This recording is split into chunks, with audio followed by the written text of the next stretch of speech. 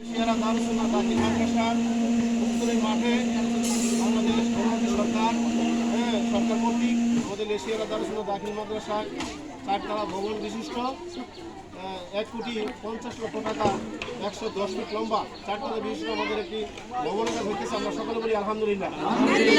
আমাদের মাঝে উপস্থিত আমাদের এশিয়ারা দারুসুন্নাহ দাখিল মাদ্রাসার বর্তমান ম্যানেজিং কমিটি সম্মানিত সভাপতি আলহাজ মাওলানা আব্দুল খালেক সাহেব প্রতিষ্ঠাতা এবং উপস্থিত জনাব জাহাঙ্গীর জাতীয় সদস্য জনাব মাসুদ পারভেজ ভাই জনাব শরীফ ইসলাম এবং আরও আমার সঙ্গে ছাত্রবৃন্দ এবং মোহাম্মদ জাহাঙ্গীর ভাই যাদের সাথে কথা বলতে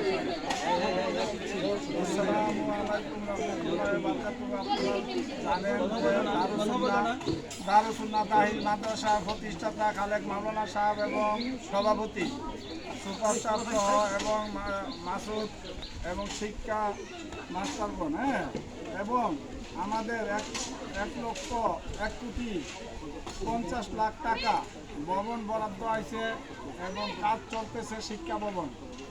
সবাই দোয়া করবেন আল্লাহর রহমতে। এবং এটা আমাদের বর্তমানে তারেক জিয়া সাহেব এবং আমাদের কসবা আকবর নয়নের মণি জননেতা মুশফিকুর রহমান স্যার ওনার হাত ধরে এই কাজগুলো এগিয়ে যেতেছে। আরও কিছু কাজ আসবে ইনশাল্লাহ হবে, আপনারা কোনো চিন্তা করবেন না। এখন আমাদের প্রতিষ্ঠাতা সাহেব কিছু কথা বলবেন।